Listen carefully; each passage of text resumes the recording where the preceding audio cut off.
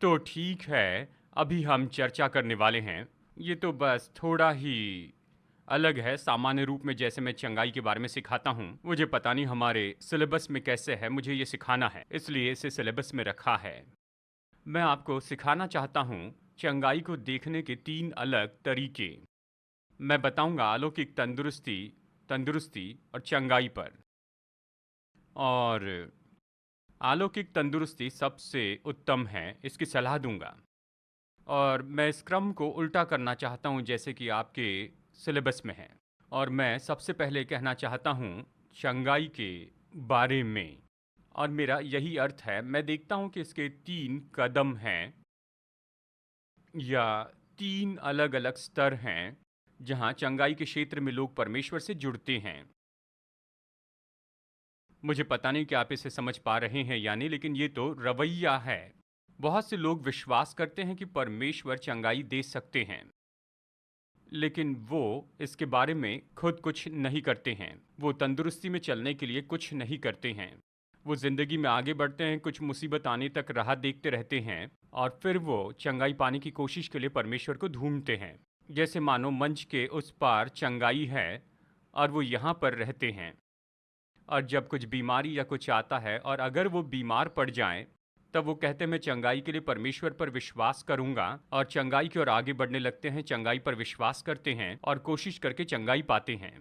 देखिए, चंगाई पाने के लिए बुरा तरीका नहीं है। मैं सोचता हूँ ये ठीक है, चंगाई पर विश्वास न करने से तो अच्छा है। लेकिन मैं ये सलाह दूंगा कि आप इससे भी परे जाइए और इसके बजाय कि अपना जीवन ऐसा ही जी और भटकते रहें और शैतान आप पर जो कुछ भी फेंकना चाहता है, जब वो आपको पकड़ लेता है, आप उसे गले लगाते हैं, अंगीकार करते हैं और शुरू करते हैं कि कोशिश करके चंगे हो।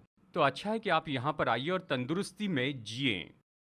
तो फिर अगर आपको कुछ हो जाता है, तो इसके बजाय कि आप ये कहें कि मैं बीमार हूँ, पर विश्वास करता हूँ कि मैं चंगा हो जाऊँगा। आप ऐसी जगह आ सकते हैं जहाँ कहेंगे कि यीशु ने जो कोड़े खाए उससे मैं चंगा हो चुका हूँ।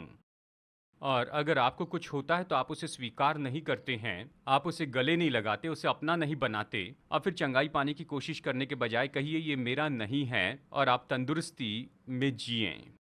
मैं आपको अपने जीवन से बहुत से उदाहरण बता सकता हूँ कि मैंने क्या किया और मैं निश्चित नहीं जानता, डॉक्टर के पास जाकर मैंने इसे साबित नहीं किया। एक बार मैं जॉगिंग कर रहा था। हर दिन मैं 6 से 8 मील दौड़ा करता था। मैं एक मॉन्यूमेंट के पास में गया जो कि 9000 फीट ऊंचाई पर था और जो कि 4000 फीट कोलोराडो स्प्रिंग्स के ऊपर था। मुझे ये फ़र्क पता नहीं चला। ये बात तो सच थी, लेकिन मैंने इस बात को नहीं जाना। मैं उतनी ही दूरी को उतनी ही रफ्तार से दौड़ना चाह रहा था और मुझे लगता है मुझे हार्ट अटैक आया था। मतलब मेरे साथ में कुछ बहुत बुरा हुआ था। मुझे उस सुबह प्रचार करना था। मैं वहाँ पर था बॉब निगल्स और यू स्मिथ के साथ। ये दोनों विश्वास के बड़े व्यक्ति हैं और मैं तो बस मैंने उन्हें पकड़ लिया और मैंने कहा मुझे आपकी मदद चाहिए। वो बता सकते मेरी दशा बुरी थी और वो मेरे लिए प्रार्थना करने लग गए। उन्होंने मुझे थामा और मेरे लिए प्रार्थना की लगभग 30 मिनट तक। मुझे याद है मैं वहाँ पर बैठकर कह रहा था ये जो भी है इसका मैं इनकार करता हूँ। मैं मूर्ख था, इसे मैंने अपने ऊपर लाया, मैं इसका इनकार करता हूँ। और इसके बजाय कि इसे मैं स्वीकार करूँ और बाहर जाकर चंगाई पाने की कोशिश करूँ।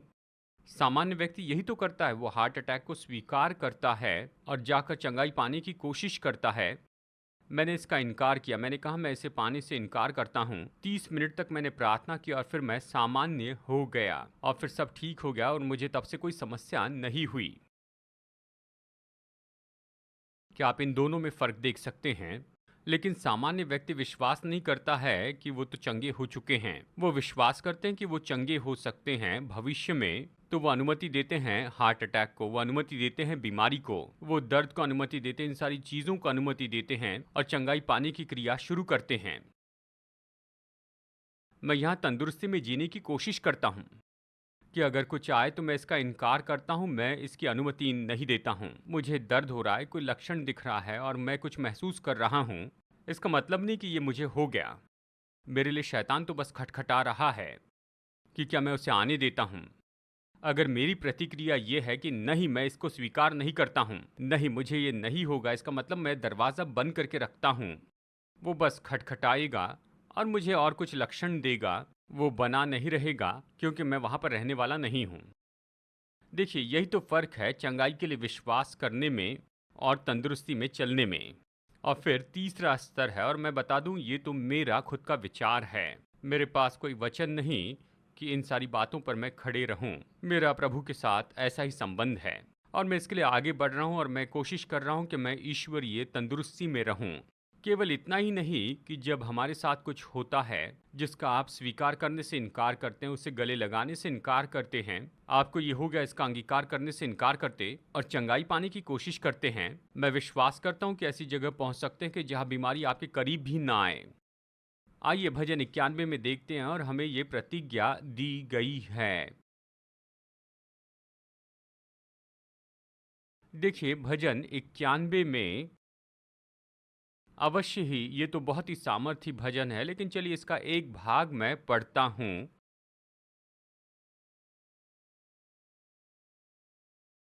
चलिए और भी कुछ वचन पढ़ते हैं, ये पूरा बहुत अच्छा है। भजन 91, जो परम प्रधान के छाए हुए स्थान में बैठा रहे, वो सर्वशक्तिमान की छाया में ठिकाना पाएगा। मैं यहोवा के विषय में कहूंगा, वो मेरा शरण स्थान और गढ़ है। वो मेरा परमेश्वर, मैं उस पर भरोसा रखूंगा। बहुत से लोग भजन से 91 की प्रतिज्ञा और प्रयोजन को पढ़ते तो हैं और सोचते मेरी जिंदगी में ये क्यों पूरा नहीं हो रहा है। ये पहले दो वचन चाबी हैं, ये नियम हैं जो इस पर अधिकार करते। आपको बसे रहना है, परम प्रधान के छाये स्थान में रहना है। इसके बारे में मैं बहुत कुछ बता सकता हूँ, और ये तो केवल परमेश्वर के साथ में करीबी और नज़दीकी के संबंध के बारे में है। और आप परमेश्वर के साथ करीबी संबंध में चलते हैं, अगर आप ऐसा करते हैं तो आप सर्वशक्तिमान की छाया में रहेंगे। और वचन 2, मैं यहोवा के विषय में कहूँगा, और पिछले समय में हम बस यही तो कह रहे थे। ये ऐसा नियम है जो नियंत्रण करता है। आपको प्रभु के बारे में कहना है कि वो मेरा शरण स्थान और मेरा गढ़ है।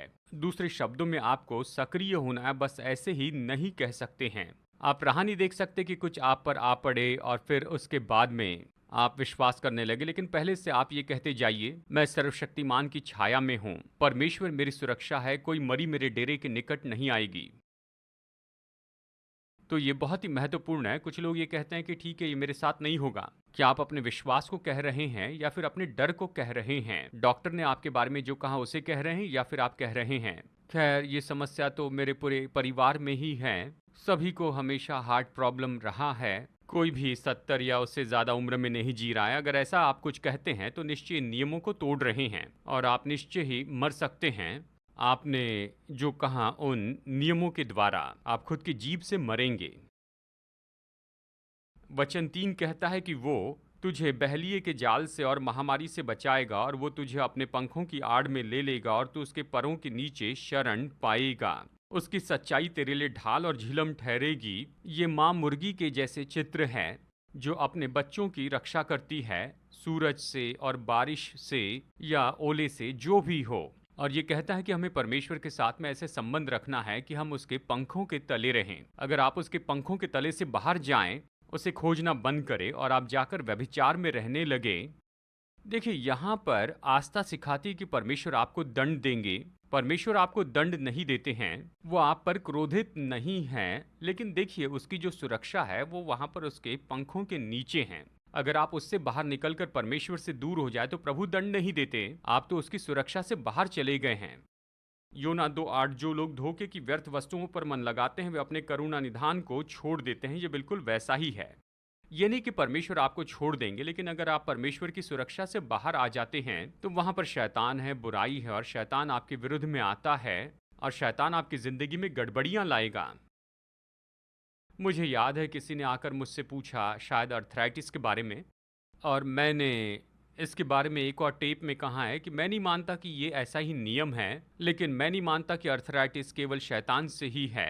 ये कड़वाहट या तिरस्कार के द्वारा आया है, लेकिन बहुत से केस में, लेकिन ये उसके लिए एक मार्ग है। लेकिन बहुत से लोगों के जीवन में किसी न किसी तरह से कोई चोट या कोई कड़वाहट है जो इसे भीतर आने देता है। जब आप कड़वाहट और क्षमाहीनता रखते हैं तो आप द्वार खोलते हैं कि शैतान भीतर आए और अर्थराइटिस जैसी चीज़ें लाएं। मुझे ओहायो की एक बहन की गवाही याद है। वो सामने आई, वो वॉकर लेकर चल रही थी और वो मुश्किल से चल पा रही थी, अर्थराइटिस की इतनी परेशानी थी। खैर कुछ भी हो, कुछ समय तक मैंने उनकी सेवकाई की और कहा कि आप चंगे हो चुके हैं। मैंने वॉकर उठाकर उनके सिर पर रख दिया और वो बहन चंगी हो गई, वो चलने लगी और दौड़ने लगी। मैं कहूँ उसकी परिस्थिति बहुत बुरी थी, वो ऐसे झुकी हुई थी, मुश्किल से चल पा रही थी और वो पूरी चंगी हो गई, सारा दर्द चला गया। अगली शाम फिर से वॉकर लेकर आ गई और उसने कहा मेरी कार तक वापस जाने तक वो सारा दर्द वापस आ गया। उसने कहा ये क्या हो रहा है? मैंने कहा देखिए, इसके सिस्टम में कोई समस्या है। दूसरे शब्दों में हम पौधे को जमीन के स्तर पर काटते हैं, लेकिन जमीन के अंदर जड़ें हैं जो आपके जीवन में इन समस्याओं को आने देते हैं। वो अभी भी है, यानी जरूरी नहीं कि हर समय हर एक बीमारी उसका सीधा परिणाम नहीं जो आपने किया है।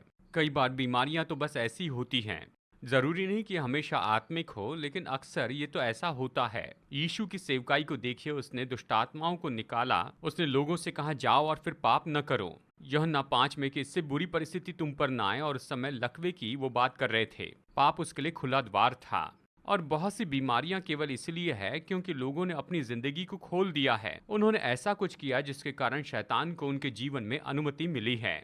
खैर कुछ भी हो, मैंने इस बहन से कहा हमने इसे जमीन के स्तर पर काट दिया है, इसकी जड़ें हैं, इसलिए ये वापस आ गया है। तो आइए हम प्रार्थना करते हैं और प्रभु से मांगते हैं कि बताए कि ये किस कारण आया है। और मैं प्रार्थना करने लगा और मैं बताऊं बस कुछ ही सेकंड्स में। मैंने कहा आप किसी से नफरत करते हैं, आप कई साल से किसी के बारे में क्षमाहीनता और नफरत में काम कर रहे हैं। और ये बहन वहां पर रोने लगी और उसने मुझे बताया, खैर मुझे पता नहीं था कि वो कैसी थी, और ये लगभग 20 साल पहले की बात थी और इस समय इस बहन की उम्र लगभग 60 साल की थी और वो गर्भवती हो गई उस व्यक्ति के द्वारा जिससे विवाह करना था जब वो किशोर अवस्था में थी। और मुझे पता नहीं ये समय कौन सा था, लेकिन निश्चय ऐसा समय था। उस समय अबॉर्शन वो लीगल नहीं था और ये अविवाहित माँ थी। आज भी ये बुरी बात है, लेकिन उस ज़माने के जैसे नहीं हैं। आप जो नौजवान हैं, यानी जब मैं बच्चा था उस समय अगर विवाह किए बिना अगर कोई गर्भवती हो जाती है, यानी वो उन्हें कहीं भेज देते थे, यानी दूर भेज देते थे। इसे स्वीकार नहीं किया जाता था। और खैर कुछ भी हो, ये बहन तो इस व्यक्ति के साथ में विवाह करना चाहती थी। उसने कहा अगर मुझसे प्रेम करती हो तो हम यौन संबंध बनाएंगे, और उसके लिए वो सहमत नहीं थी। लेकिन उसने उससे बेबस किया और फिर वो गर्भवती हुई और वो छोड़कर चला गया। और विवाह के बिना उसे ये संतान हुई। 40-50 साल तक चाहे जो भी हो, उसकी ज़िंदगी बर्बाद हो गई। उसकी ज़िंदगी बर्बाद होगी और वो प्रतिदिन इस व्यक्ति से बस नफरत कर रही थी। और जैसे मैंने कहा कि आप किसी से नफरत करते हैं, तो उसने जान लिया और उसने रुककर मुझे सारी परिस्थिति बताई। और मैंने कहा इसे आप छोड़ दीजिए, जाने दीजिए। मैंने कहा शैतान इसीलिए आपके जीवन में आ सकता है। और फिर मैंने उन्हें वचन में से बताया। उसने प्रार्थना की और इस व्यक्ति को क्षमा कर दिया। मैंने कहा मैं आपके लिए प्रार्थना करूंगा। उसने कहा ज़रूरत नहीं है। उसने वॉकर उठाया और वो चलती हुई बाहर चली गई। मैं वहां पर 3-4 दिन तक था और उसे वहां पर आने में किसी तरह से कोई परेशानी नहीं हुई। यानी इस केस में हम कह सकते हैं कि वो तो परमेश्वर के उस पंखों से बाहर चली गई थी। ये नहीं कि परमेश्वर ने उसे अर्थराइटिस दिया, परमेश्वर के पास अर्थराइटिस है ही नहीं, और शैतान ने उसका लाभ उठाया। देखिए, जब आप क्षमाहीनता में चले जाते हैं तो आप खुद को शैतान के लिए उपलब्ध करवाते हैं। याकूब 3:16, क्योंकि जहाँ डाह और विरोध होता है वहाँ बखेड़ा और हर प्रकार का दुष्कर्म भी होता है।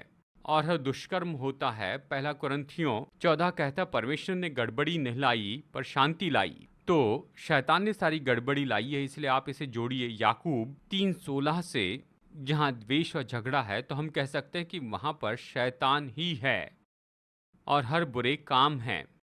ये अजीब है कि लोग इन्हें एक साथ नहीं जोड़ते हैं। वो सोचते हैं, कहते हैं ये सब मेरे साथ क्यों हुआ है। देखिए, हर केस में नहीं, कई बार शैतान आप पर हमला करता है। और सच में कुछ बीमारियां, कुछ रोग, कुछ परेशानी कॉम्प्लीमेंट जैसी होती हैं। शैतान बस आपको धमकाता है और उसके पास जो कुछ भी आप पर फेंक देता है। आप कुछ गलत कर रहे हैं इसके कारण ये नहीं है, लेकिन हो सकता है शायद आप कुछ अच्छा कर रहे हैं और वो आप पर हमला करता है। ये और कुछ नहीं, बस दुष्टात्मा का हमला है। जबकि दूसरी ओर बहुत सी ऐसी चीजें हैं जिससे हम निपटते हैं। हमने उसे न्योता दिया है, हमने उसे जगह दी है। और लोग कहते ओ मैंने ऐसे नहीं किया है, मैं झगड़े में नहीं पड़ा। द्वेष है, फूट है और हर एक बुरे काम में गड़बड़ी है। अगर आप किसी पर क्रोधित है और आपने उन्हें क्षमा नहीं किया है, तो ये ऐसे मानो है दरवाजा खोल कर कह रहे हैं शैतान तू अपनी सबसे बुरी चीज मेरे विरुद्ध में भेज दे। तू जो चाहता है उसके लिए मैं उपलब्ध हूं। लोग इसे नहीं समझते, लेकिन वचन यही तो कहता है। मैं टेक्सास में एक चर्च में था, और ये ऐसा चर्च है जिसमें मैं कई साल से जा रहा हूँ। और उन्होंने इस वचन को ले लिया और जाना कि परमेश्वर की इच्छा है कि चंगाई दे। हर समय वो चंगाई देना चाहते हैं, और इसका वो प्रचार करने लग गए। और वहाँ पर एक लड़का मर गया, और मेरे जाने के 2 दिन पहले उसका फ्यूनरल हुआ।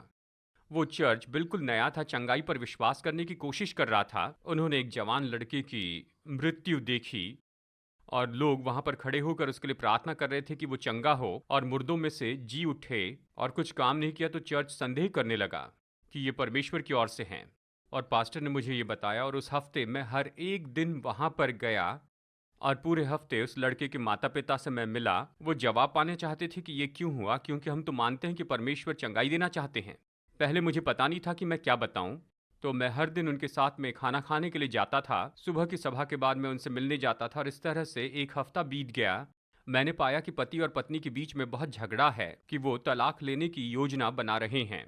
और वो पूरा घर तो हर तरह के झगड़े से भरा हुआ था। और जिस दिन इस लड़के की तबीयत बिगड़ी थी, और उस समय उसकी माँ उस पर बहुत ही क्रोधित हुई। उसने कहा कि ये घर छोड़कर चले जाओ और फिर कभी वापस ना आना, मैं तुम्हें अपना बेटा नहीं मानती हूँ। और ये लड़का जब स्कूल में चला गया, और स्कूल के नियम को उसने तोड़ा और मित्र के घर में लंच करने के लिए चला गया। वो स्कूल से निकले और गन के साथ खेल रहे थे, गलती से उसके सिर पर गोली लगी, और इसी के कारण वो कोमा में चला गया। और फिर सब प्रार्थना करने लग गए और उसकी चंगाई की कोशिश करने लगे, और समझ नहीं पाए कि वो क्यों चंगा नहीं हो रहा है। और इसीलिए झगड़ा हर एक बुरे काम के लिए द्वार खोलता है। उसके परिणाम है उन्होंने कभी पश्चाताप नहीं किया, और अभी भी वो इसके लिए झगड़ते हैं। मैं समझता हूं उनके पास दिमाग नहीं। ये तो आसान है कि ये लड़का क्यों चंगाई नहीं पाया, क्योंकि वो तो वहां पर झगड़े में जी रहे थे। झगड़ा ऐसा है मानो किसी कोबरा को अपने घर में रखते हैं।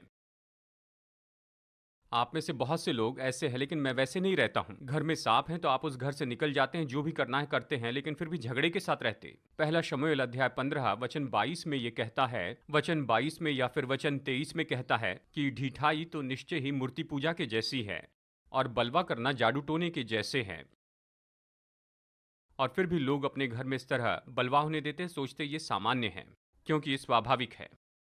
और फिर सोचते हैं कि मेरी जिंदगी में ये सब कुछ ऐसा क्यों हो रहा है। मैं गारंटी देता हूं शैतान हमारा लाभ उठाता है। ये नहीं कि परमेश्वर ने इसे किया है क्योंकि आपने अविश्वास किया या फिर आपने किसी को क्षमा नहीं किया है, लेकिन जैसे ये वचन कहता है कि हमें सर्वशक्तिमान की छाया में रहना होगा, उसके पंखों के नीचे रहना होगा। अगर आप वहां से बाहर निकलते हैं और भीग जाते हैं तो ये आपकी गलती है। आमीन। परमेश्वर ने आपके लिए सुरक्षा रखी है, लेकिन आपको सहयोग देना होगा। ये ऐसे कुछ नियम हैं। सारी चीजों पर नियम काम करते हैं। ये तो बहुत ही सरल है, पर महत्वपूर्ण है। लोग इस बात को नहीं समझते हैं कि अगर वो 200 पाउंड्स के हैं तो उनका वजन बहुत ज्यादा बढ़ गया है, और आप नियम तोड़ रहे हैं। पेटूपन के बारे में परमेश्वर के वचन में नियम हैं। शराबी होने के साथ में ही ये पेटूपन के बारे में भी लिखता है। आमीन या हायरे में वजन घटाने का एक ही तरीका है कि पेटू न बने। आमीन। क्या मैं मोटे व्यक्ति के विरुद्ध में हूं? नहीं, मेरा वजन थोड़ा ज्यादा है। प्रभु ने मुझसे कहा कि तुम पेटू हो। जब से उसने कहा तब से मैंने 25 पाउंड घटा लिया, और मुझे अभी थोड़ा वजन और कम करना है। यही समस्या थी। वजन बढ़ने का कारण यही है कि आप जरूरत से ज्यादा खाते और अक्सर खाते रहते हैं। बस यही। वजन कम करना, मैं गारंटी देता हूं कि वजन कैसे कम करें। लोग कहते हैं ये डाइट लीजिए, कसरत कीजिए, ये सारी बातें अच्छी हैं। मैं आपको गारंटी देता हूं कोई भी व्यक्ति अपना वजन कम कर सकता है। अगर आप खाना खाते हैं, आपको उसे बदलने की ज़रूरत नहीं है। सही भोजन करने के लाभ होते हैं, लेकिन मैं आपसे कहता हूँ आप जो भी खाना चाहते हैं उसे लीजिए और उससे आधा कर दीजिए। आप जो खाते हैं उसका केवल आधा ही खाइए, आपका वजन घट जाएगा, गारंटी है। डेजर्ट खा सकते हैं, जो भी खाना है खा सकते हैं। आप हैमबर्गर्स और फ्रेंच फ्राइज खा सकते हैं, हर दिन खा सकते हैं, लेकिन जितना खा रहे हैं तो उसका आधा खाइए, वजन घटेगा। इसी कारण आपका वजन बढ़ा है। कुछ लोग कहते हैं मुझे समझ में नहीं आ रहा, शायद मेरी जीन्स में ये है। नहीं, आपके जीन्स में नहीं है। हम हर चीज के लिए बहाने बना देते हैं कि मैं बस खाना देखूं तो भी वजन बढ़ता है। ये सच नहीं है।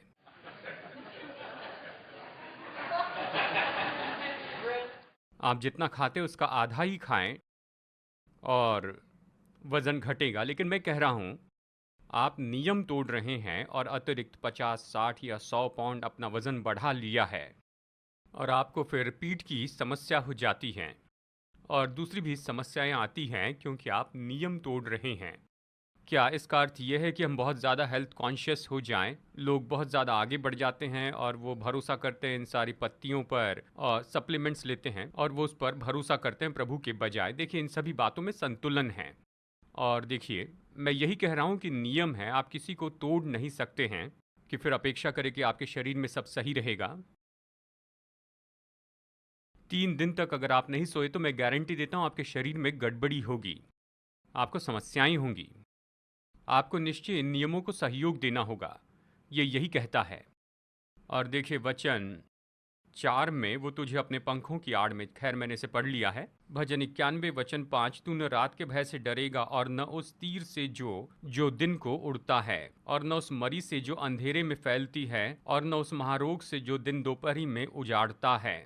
आपको इस मरी से डरने की ज़रूरत नहीं, जबकि बहुत से लोग डरते हैं। Asian flu, swine flu, Hong Kong flu या चाहे जो भी हो, देखिए आपको उससे डरने की ज़रूरत नहीं। फिर अगला वचन कहता है, तेरे निकट 1000 और तेरी दाहिनी ओर 10,000 गिरेंगे परंतु वो तेरे पास न आएगा।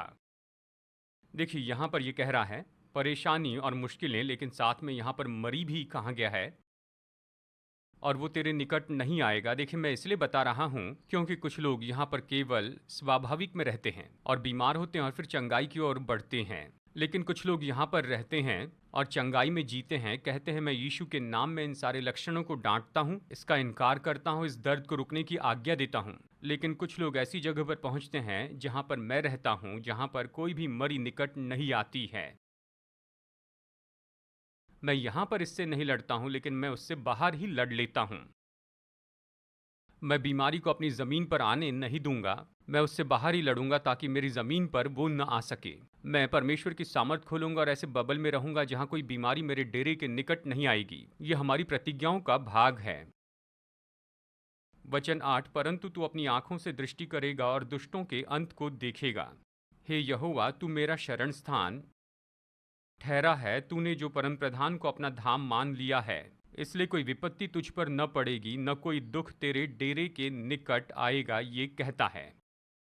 मतलब ये तो अद्भुत है। आप ऐसा कर सकते हैं क्योंकि वो अपने दूतों को तेरे निमित्त आज्ञा देगा कि जहां कहीं तू जाए वे तेरी रक्षा करे, वे तुझको हाथों हाथ उठा लेंगे, ऐसा ना हो कि तेरे पांव में पत्थर से ठेस लगे। पहले से ही तंदुरुस्ती, इसके बजाय कि बीमार हो और उसके बाद में चंगाई पाए, या बस अपने शरीर में बीमारी से लड़ते चले जाएं। आप ऐसी जगह होंगे जहां पर कोई बीमारी आपके डेरे के निकट नहीं आएगी। मैं विश्वास करता हूं, मैं अब तक वहां नहीं पहुंचा, लेकिन मैं उसकी ओर आगे बढ़ते जा रहा हूं। कई साल बीत चुके हैं जब मुझे सर्दी या जुकाम हुआ था। पिछले 44 साल में केवल एक ही बार ऐसा हुआ जब मैं बीमार पड़ा, क्योंकि मैं बाहर गया था और यानी मैं इंग्लैंड से वापस आ रहा था और लगभग 27 या 30 घंटे तक मैं सोया नहीं था। मैं वापस आया और मैंने वहाँ पर पॉन्ड बनाया और वो तो बस ऐसा भर गया था और वो ओवरफ्लो होने वाला था। मैंने जितना काम किया था उसे पूरा करना था और इसीलिए मुझे इतने ठंडे पानी में उतरना पड़ा। मुझे पानी के नीचे जाना पड़ा ताकि इसे बंद कर सकूं, जबकि 30 घंटों तक मैं सोया नहीं था और मैंने अपने आप को इन सारी चीज़ों के लिए खोल दिया और ये सच में मेरी मूर्खता थी। उसके परिणाम में मैं बीमार पड़ा और मैं इसे अज्ञानता कहता हूँ, मूर्खता कहता हूँ, मेरे विश्वास को छोड़ना नहीं। देखिए, परिणाम होते हैं, आप बिना सोए इस तरह से निरंतर काम नहीं कर सकते हैं, इसकी समस्याएं होती हैं। खैर, कुछ ही दिनों में मैं ठीक हो गया, लेकिन मुझे मानना होगा कि मैं बीमार पड़ा था। 44 साल में केवल एक ही बार मैं बीमार पड़ा। मैं बीमारी पर विश्वास नहीं करता। कई बार जुकाम ने मुझ पर हमला किया, जैसे मैंने बताया है। हार्ट अटैक आया, दर्द हुआ, कई बार हड्डी भी टूट गई। मेरे पैर की हड्डी टूट गई और 8 मील तक मैं वैसे ही चलते हुए आया। यीशु के नाम में मैं इसे स्वीकार करने से इनकार करता हूँ। अगली सुबह मैं बिल्कुल नॉर्मल होकर उठा। फिर कभी समस्या नहीं हुई। मेरी पीठ में चोट लगी, जिंदगी भर पीठ की समस्या रहनी थी, लेकिन कोई भी समस्या नहीं है। मेरे साथ भी बहुत कुछ हुआ, लेकिन फिर भी मैं तंदुरुस्ती में चल रहा हूँ। मैं विश्वास करता हूँ आप ऐसी जगह पहुँच सकते हैं जहाँ आपके डेरे के निकट कोई मरी नहीं आएगी। परमेश्वर के जन जॉन जी लेक, मुझे पता नहीं कितने लोगों ने उनके बारे में सुना। प्रभु के सामर्थी जन थे सियाटल से। उस समय सियाटल में 3 हॉस्पिटल होते थे। मैं सोचता हूँ 1940 में उनकी मृत्यु हुई, लगभग उस समय में।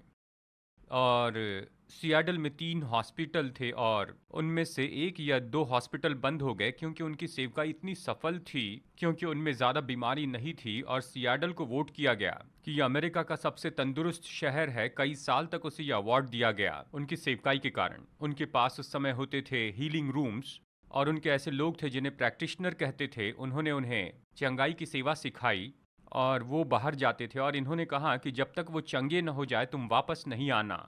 वो बाहर जाकर लोगों के लिए प्रार्थना नहीं करते, बाहर जाकर लोगों को चंगाई देते। वो मानते थे ये नियम के अनुसार काम करता है, परमेश्वर की इच्छा है कि हम इसे पूरा करें। सबसे ज़्यादा अगर कोई व्यक्ति बाहर रहा तो वो 3 हफ्ते का समय था। वो लोगों के साथ 3 हफ्ते तक रहते थे जब तक कि वे चंगे न हो जाए। उन्होंने बहुत से अद्भुत कामों को देखा, और वो मानो एक हॉस्पिटल के जैसे था, लेकिन वहाँ पर कोई दवाइयाँ नहीं दी जाती थी, और वहाँ पर बिस्तर और सब कुछ होता था। प्रतिदिन लोग वहाँ आते थे, वो उनके लिए प्रार्थना करते, वचन बताते, उन पर हाथ रखते थे। जब तक ठीक न हो जाए तब तक वहाँ जाते थे। अब उनकी सेवकाई फिर से नई बनाई गई और अभी फिर से हीलिंग रूम लाए गए हैं पूरे देश में। खैर कुछ भी हो, जॉन जी लेक के समय मरी आई। पता नहीं वो प्लेग कौन सा था, लेकिन वो डॉक्टर के साथ मिलकर काम करने लगे और वो इतने सफल हो गए, इतने लोग चंगे हो गए कि उन्हें डॉक्टर के क्लास में रखा गया। उन्होंने कोई मेडिकल ट्रेनिंग नहीं की थी, कुछ भी नहीं, लेकिन लोगों के लिए प्रार्थना की थी। और उन्होंने देखा कि ये प्लेग आया है और सैकड़ों की तादाद में लोग मर रहे थे। वो हाई स्कूल के जिम्नेशियम का उपयोग कर रहे थे कि लोगों का उपचार करे और मृतकों को वहां रखे। खैर ये कुछ लोगों की सेवकाई कर रहे थे, अचानक उसे दौरा पड़ा और उसके मुंह से झाग निकलने लगा और वो मर गया। और ये डॉक्टर जो जॉन लेक के साथ में काम कर रहे थे, ओह हम तो सच में बहुत ही खुश हैं कि इसके बारे में वैक्सीन हमने लगाई है, हमने अपना बचाव इससे किया है। जॉन लेक ने उनकी ओर देखकर कहा, मैंने कोई वैक्सीन नहीं लगाई है। और डॉक्टर ने कहा, इस प्लेग में तुम इन लोगों के साथ काम नहीं कर सकते हो, तुम मर जाओगे, तुम्हें वैक्सीन तो लगानी चाहिए। जॉन लेक ने कहा, कोई मरी मेरे डेरे के निकट नहीं आ सकती, कोई जंतु मुझे छूकर जीवित नहीं रह सकता है। और अवश्य ही ये डॉक्टर जो थे, उन्होंने स्वाभाविक में इन बातों को देखा और ऐसे दिखाया जैसे कि आप मूर्ख हैं और मैं साबित करूंगा कहाँ। और उन्होंने वो एक स्लाइड ली जो माइक्रोस्कोप के नीचे रखते हैं, और उन्होंने हाल ही में जो व्यक्ति मरा था उसके मुंह से वो झाग उस पर लिया और फिर उसे माइक्रोस्कोप में रखा और उसे देखा, उसके अंदर सारे जो जर्म्स थे वो यहाँ वहाँ चलते हुए दिख रहे थे। जॉन लेक ने कहा, अब इसे देखो। उन्होंने उस थूक को छू लिया और तुरंत सब कुछ वहां पर रुक गए, वो जंतु मर गए। ये बेहतर है इसके बजाय कि प्लेग होने तक की राह देखे और उससे चंगाई पाने की कोशिश करे, या उन लक्षणों से लड़ने की कोशिश करे कि कहे मैं तंदुरुस्ती में हूं। बेहतर तरीका ये कहना है कि कोई जंतु मुझे छू कर जीवित नहीं रह सकता है। मैं बीमार नहीं हो सकता, मैं बीमार नहीं पड़ूंगा, मैं बीमारी का इनकार करता हूं। मूसा 120 साल का हुआ, उसका पौरुषत्व न घटा और ना ही उसकी आंखें धुंधली पड़ी। अगर पुराने नियम में उसे ये सब मिला तो नई वाचा में मैं इससे भी बेहतर क्यों नहीं कर सकता हूं? आमेन। मतलब ये तो बहुत सामर्थी है। यानी ये 3 अलग अलग स्तर हैं, या कहिए 3 अलग रवैये हैं। आप खुद को एक स्वाभाविक सामान्य व्यक्ति के जैसे देख सकते हैं कि मैं तो मनुष्य हूं, और बीमारी को और रोगों को आपके ऊपर आने देंगे, आपको मारने देंगे। जब वो आ जाए, वो कहेंगे कि अभी ये मुझे हो गया, मैं प्रभु पर चंगाई के लिए विश्वास करता हूं। या आप ऐसी जगह पर आ सकते हैं कि मैं विश्वास करता हूं, मैं चंगा हो चुका हूं, और इसे स्वीकार करने के बजाय, यानी इससे लेकर इससे अपना काम करने देने के बजाय मैं इसका इनकार करता हूं, इन लक्षणों को स्वीकार नहीं करता, मैं इसे दूर करता हूं। या आप ऐसी जगह पहुंच सकते हैं जहां पर बाहर ही युद्ध कर ले और कहे मेरे डेरे के निकट कोई मरी नहीं आ सकती है। आप खुद पर यह कह सकते हैं कि मैं जीवित रहूंगा, आज आपकी जो भी उम्र हो, कहे मेरा पौरुष नहीं घटेगा और ना ही मेरी आंखें धुंधली होगी। और आप पहले से इन चीजों को बोलते हुए अपनी अलौकिक तंदुरुस्ती में चल सकते हैं। आमेन। देखिए, कई तरीके से इसके बारे में बताना कोई ज़रूरी नहीं, क्योंकि बहुत से लोग तो अब तक तंदुरुस्ती में नहीं आए हैं।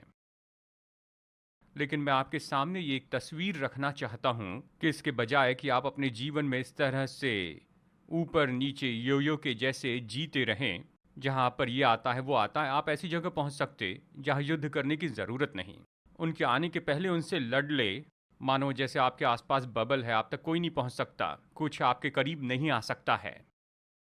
मुझे विश्वास है हम ये कर सकते हैं, इसलिए भजन संहिता 91 यही तो बता रहा है कि वो हमारे लिए अपने स्वर्गदूतों को आज्ञा देगा, वो हमें हाथों हाथ उठा लेंगे, हमारी रक्षा करेंगे, कोई मरी हमारे डेरे के निकट नहीं आएगी। लेकिन ये सब आधारित है कि आप उस सर्वशक्तिमान की छाया में बने रहें।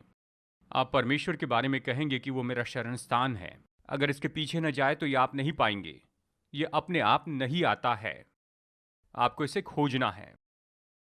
अब तक मैं उस जगह पर नहीं पहुंचा हूं, अभी भी मैं कुछ चीजों से लड़ रहा हूं, मुझे कई बार उससे लड़कर उसका इनकार करना पड़ता है। मैं उसके लिए दोषी नहीं, लेकिन मैं उसमें आराम से नहीं रहूंगा। मैं नहीं चाहता कि जहां भी हूं वहां पर बस बैठे रहूं। मैं चाहता हूं कि मैं आगे बढ़ते चले जाऊं। कौन जाने कितनी चीजों को मेरे पास आने के पहले ही मैंने उसे रोक दिया है। मैं ऐसी कार में बैठा हूं जहां पर कार में बैठे सभी लोग खांस रहे थे, छींक रहे थे, बीमार थे। उनके साथ 2-3 दिनों तक कार में घूमा और मैं तंदुरुस्त रहा। जो संसार के पास है आपको उसे लेने की जरूरत नहीं है। आपके भीतर वही सामर्थ है जिस सामर्थ ने यीशु मसीह को मुर्दों में से जिलाया। ये काम करेगी। आपको काम करने देना है। आपको विश्वास करना है, उस गुप्त स्थान में रहना है। आपको ऐसी जगह पर आना है जहां पर आपको बस ऐसे देखते हुए रहना नहीं कि ये मानवीय है। मैंने चंगाई के बारे में सिखाया और लोगों ने मुझसे आकर कहा कि आप तो मनुष्य नहीं लगते। हाँ, मैं मनुष्य हूं, लेकिन केवल मनुष्य नहीं हूं। परमेश्वर की अलौकिक सामर्थ मुझ में वास करती है और आपको अपने आप को देखना है जहां पर आप खुद को केवल मनुष्य के रूप में न देखें। आप में परमेश्वर की अलौकिक सामर्थ है। अगर ये बात सच है और अगर ये बात असली है, केवल सिद्धांत नहीं है, अगर ये असली है, आप अपने दिल में बदल गए हैं, तो क्यों ना आप इस पुनरुत्थान की सामर्थ को लेते चले जाएं। रोमियो अध्याय 8, मैं विश्वास करता हूं कि पक्का पता नहीं कौन सा वचन है, लेकिन चलिए इसे पढ़ते हैं। रोमियो अध्याय 8, मैं सोचता हूं ये यहीं पर है। वचन 11, यदि उसका आत्मा जिसने यीशु को मरे हुए में से जिलाया तुम में बसा हुआ है, तो जिसने मसीह को मरे हुए में से जिलाया वो तुम्हारे नश्वर देहों को भी अपने आत्मा के द्वारा जो तुम में बसा हुआ है जिलाएगा। उसकी आत्मा के द्वारा जो तुम में वास करता है। नश्वर देहों को, अनंतकाल की देह को नहीं, आपके अमरत्व की देह को नहीं, वो इन नश्वर देहों को जिलाएगा। ऐसा क्यों है? तो ये अजीब सा क्यों कहता है? यदि हम में वही सामर्थ है जिसने यीशु मसीह को मुर्दों में से जिलाया है, तो फिर ये क्यों अजीब दिखाई देता है कि वो सामर्थ आपके नाखून में चंगाई देगी, जुखाम में भी, आपकी आंखों को, आपके सिर दर्द को। ये बहुत ही अजीब है क्योंकि हमारी परवरिश ऐसी परंपरा में हुई है जो बीमारी को स्वीकार कर लेता है, कहता है ये तो बस सामान्य सी बात है। परमेश्वर ने मनुष्य को ऐसे नहीं बनाया, ये तो पतन का परिणाम है। मैं ये नहीं कह रहा कि बीमारी अस्तित्व में नहीं है, मैं इस बात का इनकार करता हूँ कि वो मुझ पर अधिकार कर सकेगी, क्योंकि मुझ में पुनरुत्थान की सामर्थ है और मुझे सामान्य होने की जरूरत नहीं है। मैं जानता हूं कुछ लोग ये सोच रहे होंगे कि ये अजीब सा सुनाई देता है, ये काम नहीं करेगा, आप मुझे मत जगाइए, मैं ऐसे ही जी रहा हूं। हाँ, मैं इसके लिए सिद्ध उदाहरण नहीं हूं, लेकिन मैं शर्त के साथ कह सकता हूं कि यहाँ पर इस कमरे में ऐसा कोई नहीं है जो 44 साल में केवल एक ही बार बीमार पड़ा, वो भी अपनी मूर्खता के कारण। मैं बहुत से लोगों से ज़्यादा तंदुरुस्त हूं। ये काम कर रहा है, ये काम नहीं करता, ये बताने के लिए देरी हो गई। ये काम करता है। आप बीमारी से आज़ाद हो सकते हैं, बीमार होने की ज़रूरत नहीं। क्या ये अद्भुत नहीं? अगर आप बीमार हैं, कुछ गड़बड़ी है, तो आप कृपया मुझे गलत मत समझिए, इसे आप दोष के रूप में मत लीजिए। मेरा कहने का यह अर्थ नहीं है, परमेश्वर बीमारों पर दया करते हैं। मैं आप पर दया करता हूं, लेकिन मैं बीमारी से नफरत करता हूं। बीमारी से मुझे नफरत है। शायद आप स्मिथ विगल्सवर्थ को जानते होंगे। स्मिथ विगल्सवर्थ लोगों को लात मारते थे, वो चिल्लाते थे और लोगों को पंच मारते थे और इस तरह की हरकतें करते थे। एक बार एक छोटे बच्चे को लिया जिसके सिर में पानी भरा था। वो इस बच्चे को उनके पास में लेकर आया और इन्होंने स्टेज से लात मार के उस बच्चे को सामने की कतार में भेजा। सामने की कतार में जब उन्होंने उस बच्चे को पकड़ा तो वो पूरा चंगा हो गया था। वो लोगों को मारते थे और चिल्लाते थे। मैं पहले ऐसे करता था, इन दिनों में मैं शांत हो गया हूँ। अगर आपको दर्द है तो जिस जगह पर दर्द है वहां पर मैं मारा करता था। अगर बैसाखी लेकर आए हैं तो बैसाखी दूर करके चलने लगाता। अगर प्लास्टर लगा है तो प्लास्टर काट कर आपको चलने लगाता। मैं पहले अक्सर ऐसे करता था। और खैर, लोगों ने स्मिथ विगल्सवर्थ से पूछा, आप ऐसा क्यों करते हैं, लोगों को क्यों मारते हैं, चिल्लाते हैं? उन्होंने कहा, मुझे बीमारी से नफरत है। मैं शैतान के पीछे पड़ा हूं, आपका शरीर बीच में आता है तो मैं क्या करूं? इसके लिए उनका यह उत्तर था। मुझ में भी ऐसे ही रवैया है। जिस तरह आप सेवा करते हैं वो अलग हो सकती है। मैं ये नहीं कह रहा सबको स्मिथ या मेरे जैसे होना है, लेकिन हम में ऐसा रवैया होना चाहिए। आप में रवैया हो कि मैं बीमारी से नफरत करता हूं, मैं उससे नफरत करता हूं, मैं ऐसे जीने से नफरत करता हूं, मैं इस तरह से जीने वाला नहीं हूं। अगर आप में ये मनोदशा नहीं, आप कहते हैं ये इतना बुरा नहीं है, मैं इसके साथ जी सकता हूं, इसलिए आप ऐसी दशा में हैं। अगर इसे सहते जाएंगे तो ये रहेगा। लेकिन जब आप बीमार होकर बीमार होने से थक जाते हैं और आप आक्रामक हो जाते हैं और कहते हैं यीशु ने मेरे लिए चंगाई खरीद ली है और यीशु ने जो स्तर निश्चित किया उसके नीचे मैं नहीं रहूंगा। जब ये रवैया आता है तो शायद इसके लिए कुछ समय लग जाए। कई बार कुछ समय लगता है कि मन को नया बनाए, इन सारी चीज़ों से निपट ले। अगर आप ये रवैया रखें और उसे आप बनाए रखें तो परमेश्वर की चंगाई की सामर्थ आपके जीवन में काम करते देखेंगे। आमेन। मैं आपको बिल्कुल सरल बातें बता रहा हूं, ये कोई गहरी बातें नहीं हैं, लेकिन ये बिल्कुल अलग हैं ज़्यादातर लोगों से। अगर आप ज़्यादा बड़े परिणाम पाना चाहते हैं तो आपको ज़्यादा होना होगा। आक्रामक परिणाम चाहिए तो आक्रामक बनना पड़ेगा। और बहुत से लोग सामान्य रूप में रहना चाहते हैं और ये सब आपके परिवार में ऐसे नहीं होता है। अगर आप केवल क्रिसमस या थैंक्स गिविंग में जाएंगे तो वो सोचेंगे आप अजीब हैं या थक चुके हैं। अगर आप स्वीकृति पाना चाहते हैं और आप बस कोशिश करते हैं कि सामान्य रहें, नॉर्मल रहें, तो आप निश्चय ही बीमार व्यक्ति रहेंगे। मेरे ऐसे बहुत से दोस्त हैं, ऐसे लोग जो परमेश्वर से प्रेम रखते हैं, जो भले लोग हैं, मैं उन पर दोष नहीं लगाता, उनका बहुत अच्छा संबंध है, लेकिन फिर भी वो आक्रामक नहीं है जहाँ तक कि बीमारी की बात आती है, और वो इसका दाम चुका रहे हैं। मेरे सबसे अच्छे मित्र जो विश्वास करते हैं कि परमेश्वर चंगाई दे सकते हैं, वो पेंटिकॉस्टल मूवमेंट से आए हैं। वो विश्वास करते हैं कि परमेश्वर चंगाई दे सकते हैं। वो काफ़ी समय तक प्रार्थना करते हैं, चंगाई मांगते, पर विश्वास नहीं करते हैं कि वो उस पर नियंत्रण कर सकते हैं। वो बस निरंतर विनती करके मांगते रहते हैं और वो इसमें मुश्किल में पड़े हैं, परेशानी में हैं। एक बहन की याददाश्त चली गई, अल्जाइमर उन पर हावी हो गया। वो अच्छे लोग हैं, उन्होंने सैकड़ों हजारों लोगों को चंगाई पाते देखा। उनमें ये रवैया नहीं है कि वो पूरी तंदुरुस्ती में चल सकते हैं और वो इन बातों को सहते आ रहे हैं और उनकी बढ़ती उम्र में ये सब कुछ उन्हें हो रहा है। मैं कह रहा हूं आपको आक्रामक होना है, मैं यही मानता हूं। और कुछ लोग इसके बारे में बहस करेंगे, पर फिर कहूं, अगर आप मुझसे बेहतर परिणाम पाते हैं तो आप सुन रहे हैं। आमेन। प्रभु की स्तुति हो। खैर, इसे हमने यहाँ पर ख़त्म किया, 10 मिनट बाकी हैं। आपके पास कुछ सवाल होने चाहिए। अगर आप सुन रहे हैं तो आपके पास में सवाल होंगे। हाँ जी, मेरा सवाल ये है कि जैसे आपने कहा है कि सारी बीमारी और रोगों पर, लेकिन कुछ वचन कहता है कुछ चोट या ऐसी कोई चीज़, क्या हम इस तरह से मान सकते हैं कि कुछ चोट लगने पर हम उससे चंगाई पा सकते हैं? और परमेश्वर के वचन में इसके बारे में कुछ लिखा है क्या, बताइए? देखिए, मैं ऐसे वचन को नहीं जानता जहाँ पर बीमारी की जगह पर चोट लिखा हो, लेकिन मैं जानता हूँ जो विश्वास करता है उनके लिए सब कुछ संभव होता है। जब तुम प्रार्थना करते हो तो जो कुछ भी तुम चाहते हो, विश्वास करो कि तुम्हें मिल गया और तुम्हें मिल जाएगा।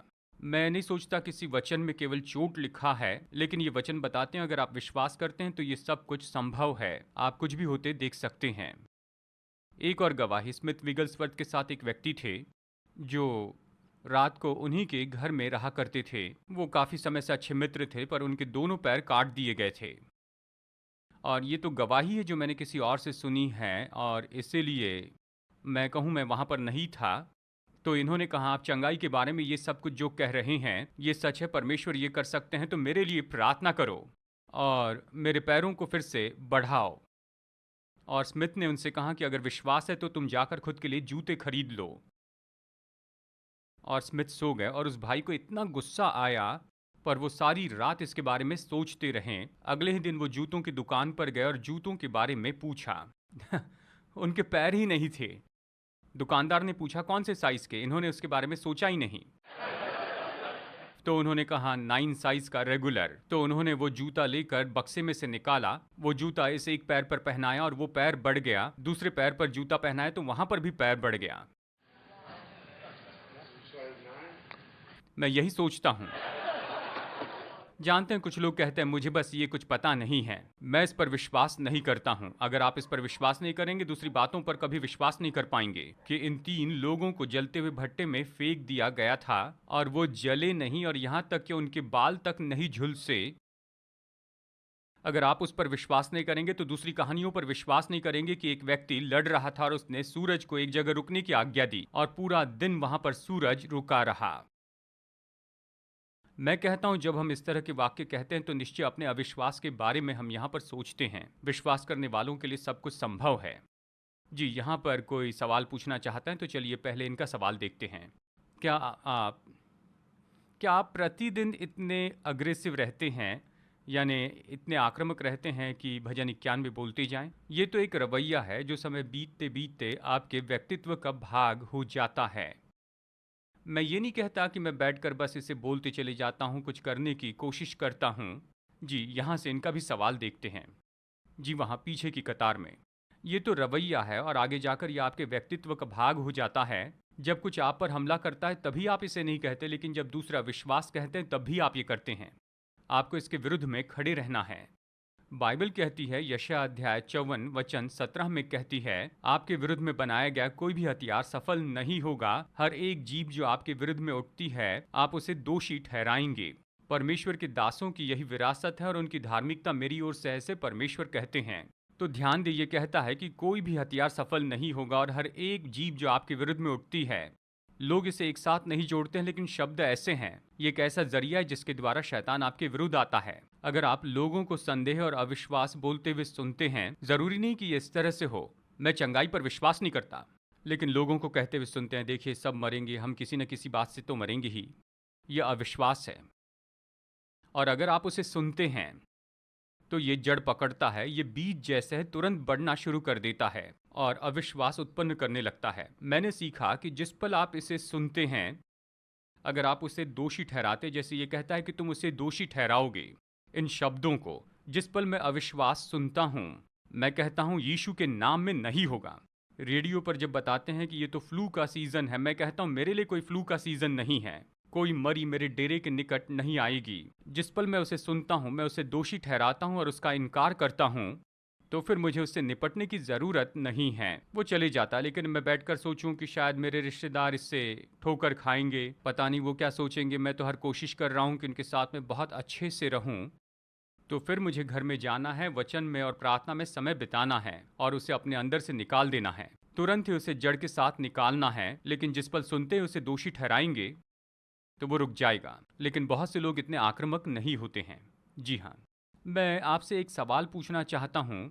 यानी एलन को मेजर स्ट्रोक आने के बाद और उसके बाद 4 बार वो उसके ऊपर आया पिछले 2 साल के अंदर, और हर समय मैंने उसे नीचे ज़मीन पर गिरते देखा और वो बहुत आक्रामक हो जाते हैं और मैं कहता हूँ कि नहीं, मैं इसे फिर से नहीं करना चाहता हूँ और मैं बहुत गुस्से में आ जाता, शैतान पर बहुत गुस्सा करता हूँ, इसलिए अब तक वो जीवित हैं। ये बिल्कुल सही है और मैं बताऊँ, हर समय मैं कहती हूँ हाँ, ये लक्षण हैं, स्ट्रोक्स के जैसे ये लक्षण हैं और ये बढ़ेंगे नहीं। यशायाह 54:17 निश्चय ही काम करता है। मेरा सवाल ये है कि आप दूसरों के लिए कितना कुछ कर सकते हैं।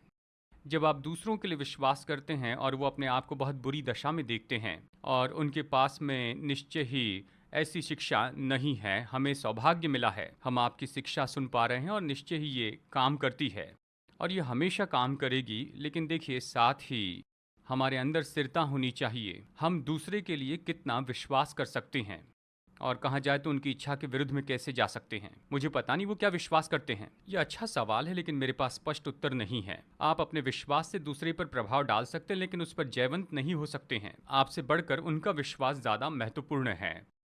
देखिए, मैं इसे इस तरह से बताता हूँ, अगर आपकी कार न्यूट्रल में है तो मैं धक्का दे सकता हूँ, लेकिन आप अगर ब्रेक दबा कर रखे या पार्किंग में रखे तो धक्का नहीं दे सकता। तो यह आधारित होता है वो व्यक्ति कितना प्रत्युत्तर दे रहा है। और मैं ये बात तो मानता हूँ, जैसे यानी मुझे उनका नाम याद नहीं आ रहा, शायद ब्लेक, वो व्यक्ति जिन्होंने जॉन जी लेक से हीलिंग रूम ली थी, वो कौन है? Peri black. पेरी ब्लेक और मैंने इसके बारे में बातें की। ये शिक्षा है कि दूसरा व्यक्ति आपके विश्वास के कारण पूरी चंगाई पा सकता है। उनकी कोई जिम्मेदारी नहीं है, ये केवल आपके विश्वास की बात है। कुछ लोग इस पर विश्वास करते हैं और कुछ चंगाई होते हुए भी देखते हैं, लेकिन मैं इसे वचन में नहीं देख सकता हूँ। मरकुस 6 कहता है यीशु उनके अविश्वास के कारण कोई महान अद्भुत काम वहां नहीं कर पाए। मरकुस 8 लोगों के अविश्वास के कारण यीशु उस मनुष्य को नगर के बाहर ले गए। मैं सोचता हूँ वो व्यक्ति जो विश्वास करता है वो आपके विश्वास से ज्यादा महत्वपूर्ण है। आप उन पर प्रभाव डाल सकते हैं और वो अपने आप को न्यूट्रल में रखें, तो आप अपने विश्वास के कारण उन्हें चंगाई दे सकते हैं। लेकिन लोग हैं जो कहते हैं कि मैं चंगाई के लिए विश्वास करता हूं, लेकिन अपने दिल में वो मरने के लिए तैयार हैं। यहाँ कोलोराडो स्प्रिंग का एक उदाहरण है। एक भाई थे, उनके पास मैं गया। लगभग 3 या 4 महीने तक मैं प्रतिदिन उनके घर जाता या एक दिन के बाद जाता और मैं उनकी सेवा करता। लोगों ने उन्हें मरने के लिए भेज दिया। वो एम्बुलेंस में लाए गए, इतने कमज़ोर थे वो फ़ोन भी पकड़ नहीं सकते थे। उनकी पत्नी उनके लिए फ़ोन पकड़ती थी। 3 महीने में ही वो कार चलाने लगे, खाना खाने लगे, चलने लगे और वो बहुत अच्छे से थे। और आखिरकार ऐसा हुआ कि वो मर गए। उनके फ्यूनरल में सब पूछने लगे कि ये ऐसा क्यों हुआ, ये कैसे मर गए, ये तो विश्वास कर रहे थे, हमने देखा इनके जीवन में परमेश्वर की चंगाई की सामर्थ काम कर रही है। ऐसा क्यों हुआ? मुझे जवाब पता नहीं था, लेकिन सब खत्म होने के बाद उन्होंने जाकर उनका जर्नल देखा। उन्होंने अपने जर्नल में लिखा, देखिए मैं तो बेहतर होते जा रहा हूँ, मैं जानता हूँ प्रभु ने मुझे चंगाई दी, लेकिन मैं तो थक चुका हूँ, मैं अपने घर वापस जाना चाहता हूँ। उन्होंने लिखा कि आज इस तारीख को मैं मर जाऊंगा, लेकिन मैं कुछ भी नहीं कहूंगा क्योंकि कोई इसे नहीं समझ सकता है। अपने जर्नल में उन्होंने लिखा और इसे लिखने के बाद 1 महीना तक जीवित रहे। वो अपने दिल में हार चुके थे और किसी को इसका पता नहीं था। मैं प्रतिदिन उनसे मिला, मैंने भी नहीं जाना। आप नहीं जानते उस मनुष्य के दिल में क्या है। कई बार ये ऐसी बात नहीं कि वे कड़वे हैं, गुस्से में हैं या पाप में हैं, वो थक जाते हैं। देखिए इसमें कोई अपमान की बात नहीं कि कहें कि मैं थक गया हूँ, मैं घर जाने के लिए तैयार हूँ, मैं जा रहा हूँ, इसमें कोई बुराई नहीं है।